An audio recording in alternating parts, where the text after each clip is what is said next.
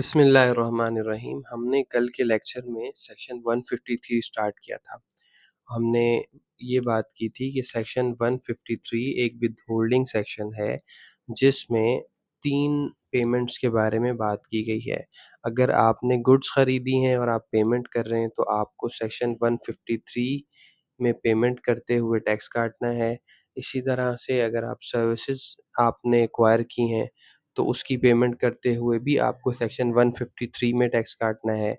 और execution of contract, ये भी सर्विसेज़ ही होती हैं, अगर आपने ये ली हैं, तो भी आपको टैक्स काटना है, ये हमने नहीं पढ़ा था। तो 153 का जो सबसेक्शन 1 है, ये सबसेक्शन 1, इसके 3 क्लॉज़ेज़ हैं। क्लॉज़ ए, ये सप्लाई से रिलेटेड बात करता है। क्लॉज़ बी, ये सर्विसेज़ से रिलेटेड बात करता है। क्लॉज़ सी, ये एग्ज़ीक्यूशन ऑफ कॉन्ट्रैक्ट्स की बात करता है। और हमने ये बात की थी कि आप चाहे फुल पेमेंट करें, चाहे पार्ट, चाहे एडवांस, इन तीनों चीज़ों के लिए तो जो डिवीज़न 3 है, उसमें आपको टैक्स काटना है। Division 3 part 3 of first schedule. तो ये थोड़ा-सा हमने एक रिकैप कर लिया, अब हम बढ़ते हैं हम अपने क्लॉज़ सी की तरफ, जो कि रह गया था। अच्छा, क्लॉज़ सी को यहाँ टेबल भी हमने बना दिया और ऑर्डिनेंस भी रेफ़र कर लेंगे। इससे पहले कि हम आगे बढ़ें, एक एक कॉन्सेप्चुअल अंडरस्टैंडिंग है कि देखें, चाहे आप गुड्स खरीद रहे हों, फॉर एग्ज़ाम्पल आपने एक कंपनी से एग्रीमेंट कर लिया कि आप मुझे फलाँ-फलाँ केमिकल पूरे साल में 6 दफ़ा सप्लाई करेंगे, और आपने एक कॉन्ट्रैक्ट बना लिया। या आप एक डिपार्टमेंटल स्टोर हैं और आपको रिकरिंग बेसिस पे एक गुड्स चाहिए होती है, तो आप उसका पूरे साल का एक ही एग्रीमेंट बना लेते हैं कि आपको मुझे इस फ्रीक्वेंसी पे आप गुड्स सप्लाई करें। तो ये भी तो एक कॉन्ट्रैक्ट है। तो सी 153 1C में एग्जीक्यूशन ऑफ कॉन्ट्रैक्ट, फिर ये क्या चीज़ है? सप्लाई को तो हम अलग से पढ़ चुके हैं, 153 1A payments for supply of goods तो हम पढ़ चुके हैं। तो एग्जीक्यूशन ऑफ कॉन्ट्रैक्ट क्या चीज़ है? इसका इससे जो मुराद ली जाती है, वो ली जाती है, जो बहुत ही कॉमन है, वो कंस्ट्रक्शन के जो प्रोजेक्ट्स होते हैं, वो मुराद ली जाती है। अच्छा, सवाल ये पैदा होता है, कंस्ट्रक्शन के जो प्रोजेक्ट्स हैं, वो भी तो सर्विसेज़ ही हैं। आप वहाँ पे भी कॉन्ट्रैक्ट कर रहे होते हैं। अगर आप सप्लाइज़ ले रहे हैं, वहाँ भी कॉन्ट्रैक्ट कर रहे होते हैं। अच्छा, फिर ये कि सेक्शन 153 1B में जितनी भी ये सर्विसेज़ हैं, तो यहाँ भी तो कोई ना कोई कॉन्ट्रैक्ट बन रहा होता है। तो ये एक कन्फ्यूज़न यकीनन होती, तो इसीलिए क्लॉज़ सी में देखें क्या कहा, on the execution of contract including a contract signed by sports person. चलें, ये तो एक है, इसको भी फ़िलहाल अलग रखें। On the execution of contract but not including a contract for sale of goods और रेंडरिंग और प्रोवाइडिंग सर्विसेज़। यानी ऐसा कॉन्ट्रैक्ट जो सप्लाई ऑफ गुड्स के लिए किया गया, उसको भी सी में कंसीडर मत कीजिएगा। क्यों ना करें? क्योंकि वो तो 153 1A में हम कवर कर चुके। इसी तरह से जो कॉन्ट्रैक्ट आपने बनाया है सर्विसेज़ लेने के लिए, उसे भी 153 1C में कंसीडर ना करें, क्योंकि तो 153 1B में तो हमने बड़ी तफ़सील से बात कर ली थी पिछली वीडियो में। तो यहाँ फिर कौन से कॉन्ट्रैक्ट्स रह जाते हैं? देखें, यहाँ पर वो कॉन्ट्रैक्ट्स आते हैं जहाँ पर आप ऐसी सर्विसेज़ लेते हैं जिसमें सप्लाई भी होती है और सर्विसेज़ भी होती है।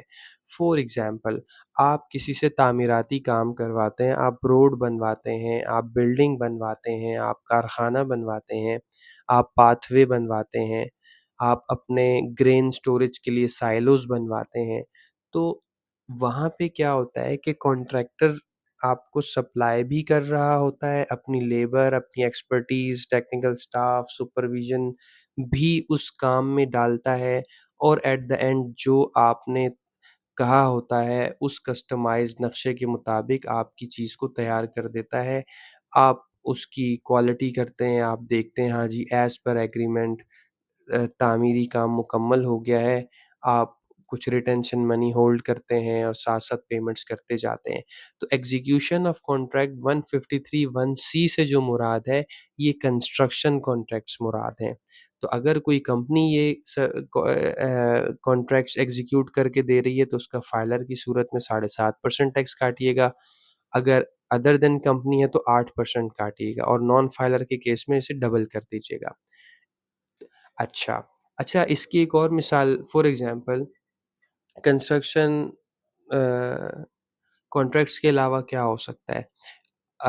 जैसे आजकल देखें सोलर एनर्जी के बहुत प्रोजेक्ट्स लग रहे हैं। आपने एक कंपनी बनाई और वो कंपनी कहती है कि भई हम आपको सोलर सॉल्यूशंस लगा कर देंगे और आप विथहोल्डिंग एजेंट हैं और उन्होंने कहा जी आप हमसे कॉन्ट्रैक्ट साइन कर लें, हम आपको लेट्स सपोज़ 20 केवीए का एनर्जी सॉल्यूशन लगा के देंगे, लेबर भी हमारी, टेक्निकल स्टाफ भी हमारा, इंस्टॉलेशन भी हमारी और चीज़ भी हम ही खरीद के लाएँगे। तो देखें यहाँ पर भी सप्लाई सर्विसेज़ का एक कॉम्बो कॉम्बिनेशन कॉन्ट्रैक्ट बना, तो ये भी ये किस में आएगा? क्या आप इसको 153(1) ए में लाएँगे? नहीं ला सकते, सप्लाई तो है नहीं सिर्फ़। क्या 1 बी में लाएँगे? उसमें भी नहीं ला सकते, वो तो सिर्फ़ सर्विसेज़ हैं। तो सी में आपको लाना पड़ेगा क्योंकि ये ऐसा एग्ज़ीक्यूशन ऑफ कॉन्ट्रैक्ट हो रहा है जो कि 153(1) सी में आएगा। तो आप कंपनी है सर्विस ये जो अभी हमने बात की ये सोलर सॉल्यूशन वाली कंपनी थी तो इसका 7.5% कटेगा अदरवाइज़ 8% कटेगा, ठीक है? तो ये एक थोड़ी-सी क्लैरिटी भी आ गई और हमने 2 मिसालें भी एग्ज़ीक्यूशन ऑफ कॉन्ट्रैक्ट में इसकी देख ली। अच्छा, लेकिन ये भी तो आप सोच सकते हैं कि भई मेरी अगर इंजीनियरिंग फ़र्म है, तो मैं कंपनी हूँ और इंजीनियरिंग फ़र्म है उसमें या मैं सोलर सॉल्यूशंस देती हूँ। तो मैं एक काम करती हूँ, गुल अहमद वाला कहता है भई मुझे सोलर सॉल्यूशन लगा दो और मैं गुल अहमद से 2 अलग-अलग कॉन्ट्रैक्ट ले लेती हूँ। सप्लाई का अलग और सर्विसेज़ का अलग। तो उससे ये होगा सप्लाई में मेरा जो टैक्स कटेगा वो 5% कटेगा मेरी कंपनी का और सर्विसेज़ में मेरा टैक्स जो टैक्स रेट क्या था सर्विसेज़ में? स्टैंडर्ड रेट मेरा था न 9% था। तो ठीक है, अगर आपके कॉन्ट्रैक्ट्स अलग-अलग हैं, अभी हम ये एनालिसिस नहीं कर रहे कि एक इंजीनियरिंग फ़र्म हो तो उसको कॉम्बो अ, एक कॉन्ट्रैक्ट लेना फ़ायदेमंद है या वो सप्लाई का कॉन्ट्रैक्ट अलग ले और सर्विसेज़ का अलग ले, ये एनालिसिस अभी हम नहीं कर रहे क्योंकि फिर उसमें सेल्स टैक्स की भी इम्पैक्ट को देखा जाता है कि सप्लाई और सर्विसेज़ के जब अलग-अलग कॉन्ट्रैक्ट्स होते हैं, तो सप्लाई का सेल्स टैक्स एफबीआर को देना है और वहाँ आपको इनपुट्स क्या अवेलेबल हैं और सर्विसेज़ का आपको एसआरबी को देना है, वहाँ आपको क्या इनपुट्स अवेलेबल हैं, उसके लिए तो आपको एक फ़िज़िबिलिटी बनानी पड़ेगी। लेकिन अभी हम जस्ट अंडरस्टैंडिंग के लिए अगर आप 2 अलग-अलग कॉन्ट्रैक्ट ले लेते हैं, तो फिर ठीक है, फिर आपको जो पेमेंट होगी फिर तो पेमेंट करने वाला फिर आपका एग्ज़ीक्यूशन ऑफ कॉन्ट्रैक्ट में सर्विस नहीं ये टैक्स नहीं काटेगा, बल्कि फिर वो 153(1) लेट्स से सोलर पैनल और प्लेट्स आईं तो उसका बिल अलग था, कॉन्ट्रैक्ट अलग था, फर्म एक ही थी, तो 153(1) ए में टैक्स काटेगा और आपने इंस्टॉलेशन कॉस्ट अलग से चार्ज की तो वो उसको 1 बी में काट देगा। तो ये हमारी बात हो गई इसकी। अच्छा एक और चीज़ कि अगर स्पोर्ट्स पर्सन की डिडक्शन आप कर रहे हैं, तो फिर इंडिविजुअल ही होगा ज़ाहिर है स्पोर्ट्स पर्सन कंपनी एओपी तो नहीं हो सकती। तो 10 और 20% इसका रेट है, फाइलर के लिए 10%। अच्छा ये सब बातें कहाँ लिखी हुई हैं रेट्स की ये सब बातें डिवीज़न 3 पार्ट 3 ये यहाँ पे लिखी हुई हैं, ठीक है? ये हमने 7.5% 8% 10% ये हमने पढ़ लिया। अच्छा, फिर ये कि जो रिसिपिएंट है पेमेंट की उसके उसके हाथ में जो ये टैक्स है इसका ट्रीटमेंट क्या होगा? हमने 1531 ए और बी में भी देखा था, तो यहाँ भी टैक्स ट्रीटमेंट लिखा हुआ है कि tax deducted under 1531 C is minimum tax for all persons ठीक है? वेदर व्हेयरएज़ लेकिन एक एक्सेप्शन है, whereas it will remain adjustable where payment are received on account of execution of contract by public company listed on stock exchange तो public listed company अगर execution of contract की services दे रही है तो उसके लिए सिर्फ ये एडजस्टेबल है अदरवाइज मिनिमम है और मैंने ये भी बात बताई थी जब आप चालान बना रहे होते हैं तो वहाँ एक एडजस्टेबल का टैब आ रहा होता है और एक आ रहा होता है मिनिमम ऑब्लिक फाइनल इस तरह आ रहा होता है तो आप मिनिमम क्यों लेते हैं और एडजस्टेबल क्यों लेते हैं तो मैंने समझाया था इस टैक्स ट्रीटमेंट को देखते हुए लेते हैं अब अगर लेट्स से एक इंडिविजुअल है और एक एओपी है कॉन्ट्रैक्टर, तो उसका आपने हमेशा मिनिमम सेलेक्ट करना है। लेकिन अगर वही पब्लिक कम लिस्टेड कंपनी कंस्ट्रक्शन का काम कर रही होगी, तो आपने उसके लिए एडजस्टेबल सेलेक्ट करना होगा। तो फिर ये 153 सबसेक्शन 2 है, इसमें थोड़ी-सी डिटेल है कि देखिए हम जो 153 में पेमेंट्स होती हैं, 3 एलिमेंट्स सप्लाई का, सर्विसेज़ और एग्ज़ीक्यूशन ऑफ कॉन्ट्रैक्ट वो पढ़ चुके हैं। अब इसमें एक चौथी चीज़ भी दी हुई है, हम उसको देख लेते हैं। अच्छा, है तो ये भी सर्विसेज़ लेकिन इसको अलग से डिफ़ाइन किया, इसका रेट अलग से बताया गया, ये क्या है? अगर एवरी एक्स देखें कुछ लोग होते हैं जो इनडायरेक्ट एक्सपोर्टर होते हैं, यानी जो डायरेक्ट एक्सपोर्टर्स होते हैं, लेट्स से मैं मेरी कंपनी है जुनैद टेक्सटाइल लिमिटेड, तो मैं वॉलमार्ट को टॉवल सप्लाई कर रहा हूँ। लेकिन टॉवल की प्रिंटिंग के लिए, उसकी स्टिचिंग के लिए किसी से सर्विसेज़ ले रहा हूँ, तो वो मेरी मदद कर रहे हैं। उन्हीं की मदद से तो मैं एक्सपोर्ट कर रहा हूँ, तो इसका मतलब है वो भी इनडायरेक्ट एक्सपोर्टर्स हैं। तो यहाँ पर उन्हीं लोगों के बारे में बात की गई है कि एवरी एक्सपोर्टर और एक्सपोर्ट हाउस मेकिंग, अब वो फुल पेमेंट करे या एडवांस करे टू अ रेज़िडेंट पर्सन और PE of non resident for rendering, ये सर्विसेज़ की डिटेल लिखी हुई है। स्टिचिंग, सिलाई करना, डाइंग डाई करना, प्रिंटिंग प्रिंट करना, एम्ब्रॉयडरी कढ़ाई करना, वॉश करना, साइज़िंग करना, वीविंग करना, तो ये उसका उस पे जो विथहोल्डिंग रेट ये होगा। यानी जो एक्सपोर्टर है जब वो पेमेंट कर रहा होगा इन सर्विसेज़ को एक्वायर करने के बाद, वो क्या रेट ऑफ टैक्स काटेगा? वो 10% नहीं काटेगा, रिड्यूस रेट 4% भी नहीं काटेगा, बल्कि और ज़्यादा सब्सिडाइज़ रेट काटेगा, 1% काटेगा। देखें अगर आपको याद हो सेक्शन नंबर 154 हमने देखा था, एक्सपोर्ट प्रोसीड जो बैंक में आती हैं, उसपे कितना टैक्स काटता है? 1% कटता है। तो इनको भी इनडायरेक्ट एक्सपोर्टर ही समझा गया है और इनको भी कहा है कि इनकी पेमेंट पे 1% टैक्स काटिए और नॉन फाइलर के केस में 2, लेकिन इसका स्टेटस क्या होगा? ये मिनिमम टैक्स होगा, ठीक है? चलें, यहाँ तक बात हो गई। अच्छा, अब हम एक अलग बात करने लगे हैं। हमने अब तक पूरी बात की कि जी हम सप्लाई खरीद रहे हैं तो हमें टैक्स रेट काटना है और मुख्तलिफ लोगों के लिए मुख्तलिफ रेट्स पड़े, और फिर हम सर्विसेज़ ले रहे हैं तो मुख्तलिफ लोगों के लिए मुख्तलिफ रेट्स, मुख्तलिफ सर्विसेज़ के लिए मुख्तलिफ रेट्स हैं, और आप एग्ज़ीक्यूशन ऑफ कॉन्ट्रैक्ट कर रहे हैं या इनडायरेक्ट एक्सपोर्टर को पेमेंट कर रहे हैं तो आप ये टैक्स काट रहे हैं। लेकिन इस सबसे पहले ये चेक करने की ज़रूरत है कि जो पेमेंट करने वाला टैक्स पेयर है, पर्सन है, वो ये तो देखे कि क्या मैं विथहोल्डिंग एजेंट हूँ भी या नहीं? क्या 153 मुझे ये कहता है कि आप विथहोल्डिंग करें? तो ये कैसे पता चलेगा? तो यहाँ पर अभी हम आगे इसको मज़ीद एलैबोरेट कर दूँगा। एक बात तो ये है, दूसरी बात ये है कि कुछ पेमेंट्स ऐसी हैं जिस पे 153 की एग्ज़ेम्पशन खुद ऑर्डिनेंस प्रोवाइड करता है। तो हम चंद एक देख लेंगे और कुछ आपको बता देंगे ये आपको कहाँ मिल जाती हैं। देखिए सेक्शन नंबर 153 नॉट एप्लीकेबल, ठीक है? सीरियल इसका मतलब ये है कि हमने चंद एग्ज़ाम्पल्स लिए तो एग्ज़ाम्पल नंबर ए क्या है? आपको 153 की एप्लीकेबिलिटी आप पे नहीं होगी। क्यों नहीं होगी? दैट अ टैक्स पेयर, यानी ये नॉट इन प्रिस्क्राइब पर्सन का मतलब ये है कि जो टैक्स पेयर है, यहाँ हम लिख सकते थे tax payer not in prescribe person, ठीक है? तो ये यूँ ही शुरू कर दिया, नॉट इन प्रिस्क्राइब पर्सन, यानी a person making payment is not in prescribed persons list, और ये प्रिस्क्राइब पर्सन की लिस्ट कहाँ दी होती है? सेक्शन नंबर 153 में गिवन है। In other word, a taxpayer is not a withholding agent for the purpose of section 153। इसका मतलब ये है कि सेक्शन 153 मैंने आपको लास्ट क्लास में जब शुरू की थी, कल की क्लास में, तो हमने देखा था सेक्शन 153 के अंदर वो ये नहीं कहता एवरी पर्सन विथहोल्ड जो भी every person making payment in full फला नहीं, वो कहता है एवरी प्रिस्क्राइब पर्सन। तो कुछ खास लोग हैं जिनका तज़किरा 153 में है। अगर आप उन लोगों में फ़ॉल करते हैं तो ही आप टैक्स काटेंगे, अदरवाइज़ आप टैक्स नहीं काटेंगे, ठीक है?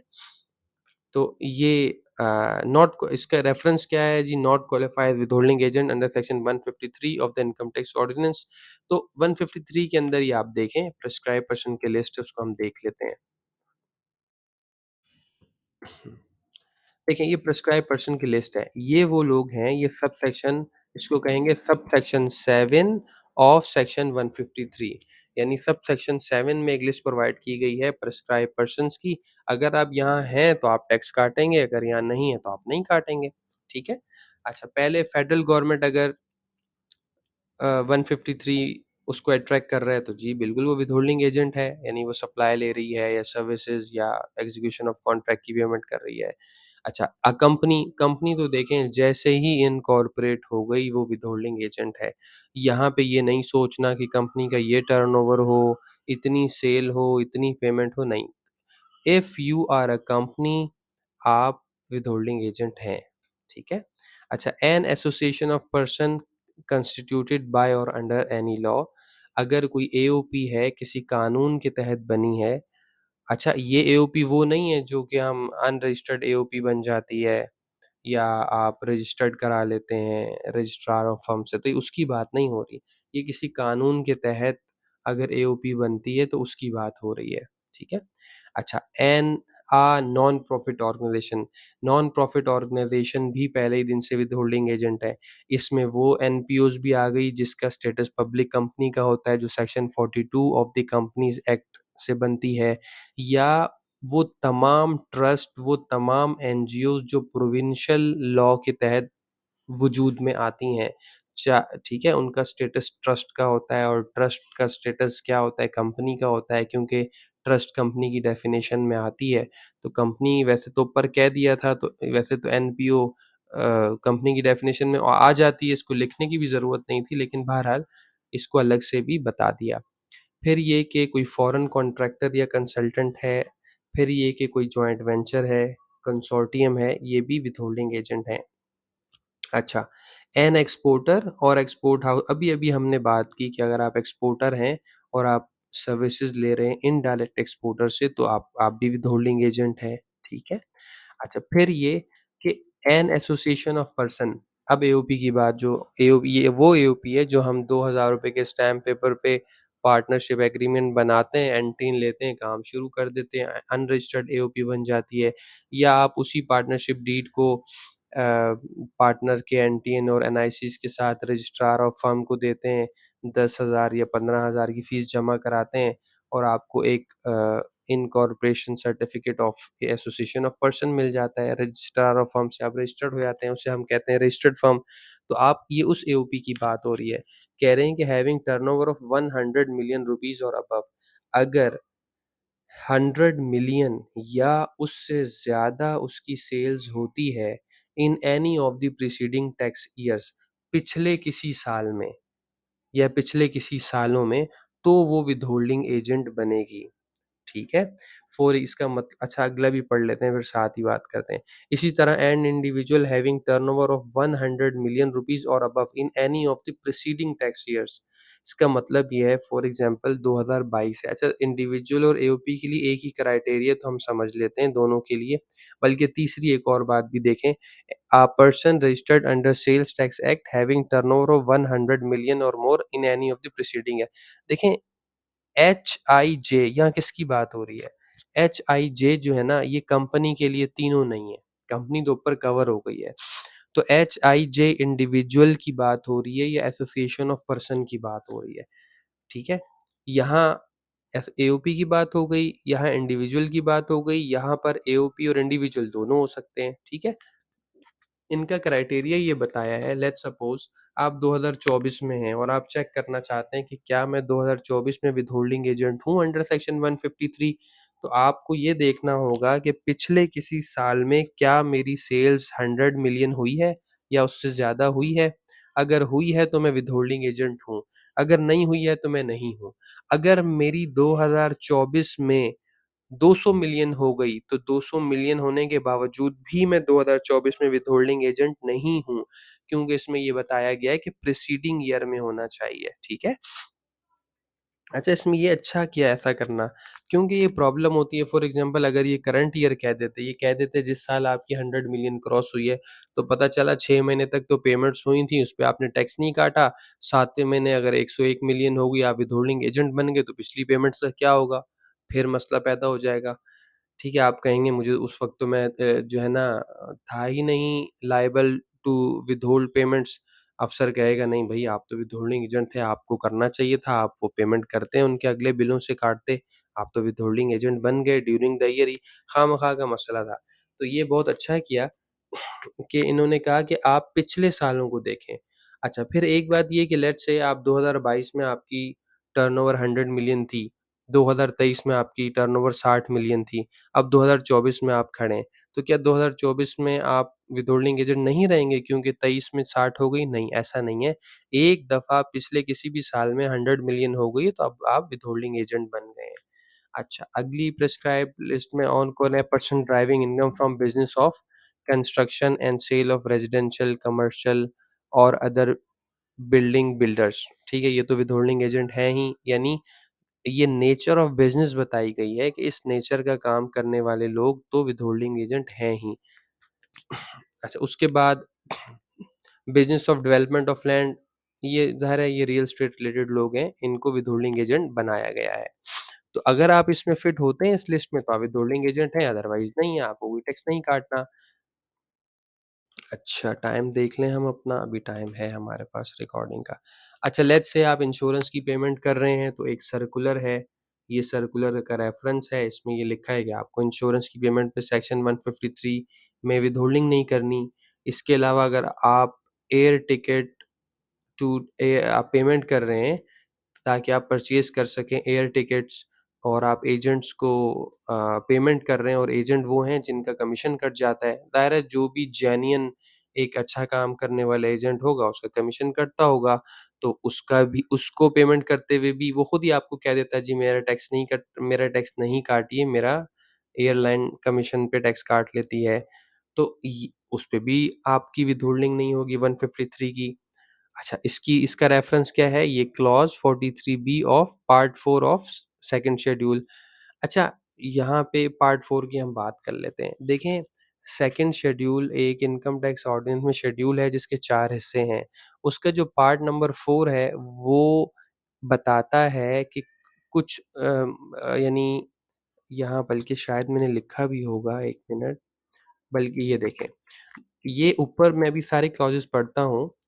मैंने इन सबको पढ़ने के बाद ये पढ़ना था, लेकिन अभी हम पढ़ लेते हैं। There are many clauses provided in part 4। Part 4 क्या है? Exemption from specific provisions. मतलब ये है कि 153 तो एप्लीकेबल है, लेकिन यहाँ पर कुछ क्लॉज़ेस में 153 से एग्ज़ेम्पशन दे दी। यानी पार्ट 4 में स्पेसिफिक प्रोविज़न से एग्ज़ेम्पशन प्रोवाइडेड है कि जी 113 सेक्शन एप्लीकेबल नहीं होगा इन लोगों के लिए, 153 नहीं होगा, 147 नहीं होगा, फलाँ सेक्शन नहीं होगा, ठीक है? तो पार्ट 4 में आपको कभी भी एग्ज़ेम्पशंस देखनी है किसी पर्टिकुलर सेक्शन की तो आप पार्ट 4 देखिएगा। तो there are many clauses provided in part 4। Part 4 क्या है?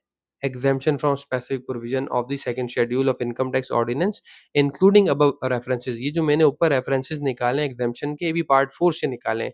which provide non-applicability of Section 153 on payment for supply services or execution of contract। इसका मतलब ये है कि आपको सेक्शन 153 में तो पेमेंट करते हुए टैक्स काटना था, लेकिन आप टैक्स नहीं काटेंगे। 2 सूरतों में नहीं काटेंगे। या तो आप विथहोल्डिंग एजेंट नहीं हैं, आप नहीं काटिए। क्योंकि आप प्रिस्क्राइब्ड लिस्ट में नहीं आ रहे, या आप पार्ट 4 में देखें, हो सकता है कुछ पेमेंट्स ऐसी हों जिनके बारे में कहा हो कि इन पेमेंट्स को करते हुए आप 153 का टैक्स नहीं काटिएगा। हाँ, बहुत सारी पेमेंट्स हैं, कुछ को हमने यहाँ लिख दिया और वैसे आपको बता दिया, पार्ट 4 देख लीजिएगा। तो बहुत सारी पेमेंट्स हैं जिन पे आपने टैक्स नहीं काटना, तो ये कहाँ बताई गई हैं? पार्ट 4 में बताई गई हैं। अब जैसे बस हम इस पे अपनी वीडियो ख़त्म कर देंगे। हमने एयर टिकट्स की बात, जैसे आप पेट्रोलियम एजेंट्स या डिस्ट्रीब्यूटर को पेमेंट कर रहे हैं जो कि सेल्स टैक्स में रजिस्टर्ड हो। फॉर एग्ज़ाम्पल आपकी पोल्ट्री फार्मिंग बिज़नेस है, आपको या आपकी इवेंट मैनेजमेंट बिज़नेस है, या आपकी कोई इंजीनियरिंग फ़र्म है, या कोई भी बिज़नेस है जहाँ आपको पेट्रोलियम प्रोडक्ट्स चाहिए होती हैं, केरोसिन ऑयल चाहिए, ख़ास तौर से, या डीज़ल चाहिए, या कोई लुब्रिकेंट चाहिए। अगर आप ये चीज़ें उस अ, आदमी से खरीदेंगे जो कि पेट्रोलियम एजेंट हो, डिस्ट्रीब्यूटर हो और जो सेल्स टैक्स में रजिस्टर हो, ठीक है? On account of supply of petroleum products. आप लुब्रिकेंट ऑयल की बात कर लें, आप लुब्रिकेंट ऑयल खरीद रहे हैं मार्केट से तो आप टैक्स काटेंगे, ओपन मार्केट से। लेकिन आपने कराची ऑयल वाले से माल खरीदा, तो कराची ऑयल वाले का जब आप एनटीएन डालेंगे, उसकी एनटीएन वेरिफिकेशन में आ रहा है एक डिस्ट्रीब्यूटर, नंबर 1 और आ रहा है सेल्स टैक्स रजिस्टर्ड। तो अब आप इसकी पेमेंट करते हुए कोई टैक्स नहीं काटेंगे। भई क्यों नहीं काटेंगे? ये मुझे clause 43 of part 4 of second schedule इजाज़त देता है, आप कोई टैक्स ना काटें। ये सारे रेफरेंसेस मॉनिटरिंग ऑफ टैक्सेस में काम आते हैं। हम बहुत सारी पेमेंट्स करते हैं और इसलिए उस पे टैक्स नहीं काटते, क्योंकि उस पे टैक्स है ही नहीं। इसी तरह से अगर आपकी कंपनी ने कोई यूज़ कार खरीदी है जनरल पब्लिक से, मसलन मेरा नाम जुनैद है, मैंने एबीसी कंपनी को कार बेच दी, तो का वैसे तो कार अगर मैं खरीद रही है कंपनी, तो शोरूम से उसको टैक्स काटना चाहिए। लेकिन अगर पर्सनल जनरल पब्लिक से कार खरीद रही है, तो उसको टैक्स नहीं काटना। ये यहाँ सारे रेफ़रेंस हैं, मैं सारे रेफ़रेंस नहीं पढ़ूँगा अब। यहाँ रेफ़रेंस मैंने लिख दिए हैं, तो नहीं काटना, ये भी पार्ट 4 में प्रोवाइडेड है। इसी तरह से अगर आप कोई पेमेंट कर रहे हैं ऑयल डिस्ट्रीब्यूटिंग कंपनीज़ को, ऑयल ये सारी ऑयल डिस्ट्रीब्यूटिंग कंपनीज़ हैं, टोटल पार्को है और जो जितने बड़े-बड़े ब्रांड हैं सारे ये, तो ये ऑयल डिस्ट्रीब्यूटिंग कंपनीज़ हैं। आप पीएसओ का कभी भी टैक्स नहीं काटते, टोटल पार्को का कभी भी टैक्स नहीं काटे, शेल का कभी भी नहीं काटते। ये ऑयल डिस्ट्रीब्यूटिंग कंपनीज़ भई क्यों नहीं काटते? ये क्लॉज़ मौजूद है इसका कि भई आप इस पे टैक्स ना काटें। अच्छा, ये क्लॉज़ेज़ जो हैं इनकी इनवॉइसेज़ पे भी दिए हुए होते हैं और ये अपनी इनवॉइसेज़ के साथ अंडरटेकिंग बना के दे देती हैं कि जी हमारा टैक्स नहीं कटेगा और इस क्लॉज़ की वजह से अच्छा बाज़ वक़्त प्रैक्टिकल लाइफ़ में हम परेशान हो रहे होते हैं कि भई हम टैक्स काटें या ना काटें। तो आसान तरीका ये है जिस पार्टी की इनवॉइस है उसी को आप फ़ोन करके पूछ लें कि भई आपका हम समझते हैं टैक्स कटेगा, इसमें लिखा है कि भई टैक्स ना काटें, तो क्यों ना काटें आप हमें रेफ़रेंस दे दें ताकि हमें मॉनिटरिंग में हेल्प करे। अच्छा फिर ये देखें अगर आप पेमेंट कर रहे हैं इलेक्ट्रिसिटी गैस कंपनी को, तो यहाँ पर भी देख लीजिए कि आपका टैक्स नहीं कटता, ये रेफ़रेंस दिया हुआ है। इसी तरह आप रेस्टोरेंट्स को पेमेंट कर रहे हैं बोथ फॉर अकोमोडेशन कैश में अगर आप कर रहे होते हैं तो फिर भी उस पे भी नहीं आप काटते। Shipping companies and air carriers इनको आप पेमेंट कर रहे होते हैं और पैसेंजर टिकट्स, कार्गो चार्जेज़ इस पे भी नहीं काट रहे होते। फिर ये क्लॉज़ है, बहुत ही मशहूर क्लॉज़ है ये 46AA एक एसआर होता था 586 अभी भी है ज़ाहिर है वो ख़त्म तो नहीं हुआ लेकिन उसकी सारी चीज़ें उठाकर इस क्लॉज़ में डाल दी गई हैं। लेट्स से आप अगर कहीं से लाइव एनिमल खरीदते हैं, लाइव चिकन खरीदते हैं किससे एंगेज्ड इन पोल्ट्री फार्मिंग ये पोल्ट्री फार्मिंग की बात हो रही है, मैन्युफैक्चरिंग की, ट्रेडिंग की बात नहीं हो रही। अगर आप किसी अ, पोल्ट्री फार्म से आप चिकन खरीद लेते हैं, आप रेस्टोरेंट है तो आप टैक्स नहीं काटेंगे, ठीक है? तो यहाँ बहुत सारी चीज़ें हैं, इसी तरह से फिश है वगैरह-वगैरह। अच्छा, इसी तरह से आप देखें payment received by a resident person for supply of such goods as were imported. अच्छा हम आपको बहुत मारूफ़ बात है कि अगर आप कमर्शियल इम्पोर्टर से कोई चीज़ खरीदते हैं तो उस पे टैक्स नहीं कटता, ठीक है? तो उसकी एक एग्ज़ेम्पशन तो 148 में ही लिखी हुई है कि अगर आप कमर्शियल इम्पोर्टर हैं तो आप टैक्स नहीं सॉरी 153 में ही लिखी हुई है। लेकिन यहाँ पे भी क्लॉज़ 47 में भी लिखा हुआ है कि अगर आप कमर्शियल इम्पोर्टर हैं और चीज़ को एज़ इट इज़ बेच देते हैं, तो आप पेमेंट करने वाला टैक्स ना काटें। तो और भी कुछ चीज़ों की पेमेंट खरीदारी पर पेमेंट करते हुए एक्सक्लूज़न मौजूद है पार्ट 4 में। यहाँ मैंने चंद मशहूर पेमेंट्स लिख दी जिन पे टैक्स नहीं कटता प्रैक्टिकल लाइफ़ में। बहुत ज़्यादा ये पेमेंट्स हो रही होती हैं मतलब पेट्रोल खरीदना, लुब्रिकेंट्स खरीदना, डीज़ल खरीदना, इंश्योरेंस की पेमेंट्स हज-उम्रे की टिकट्स की पेमेंट्स और यूटिलिटी कंपनीज़ की तो तो ये हमें बहुत ज़्यादा काम आ जाते हैं रेफरेंसेस मॉनिटरिंग में। तो अल्हम्दुलिल्लाह हमने सेक्शन 153 को काफ़ी हद तक डिटेल में देख लिया। तो आज का ये पार्ट 2 था हमारी क्लास का। तो क्लास का वक़्त भी ख़त्म हो गया अल्हम्दुलिल्लाह हमारा लेक्चर भी हो गया और रिकॉर्डिंग भी हो गई अल्हम्दुलिल्लाह।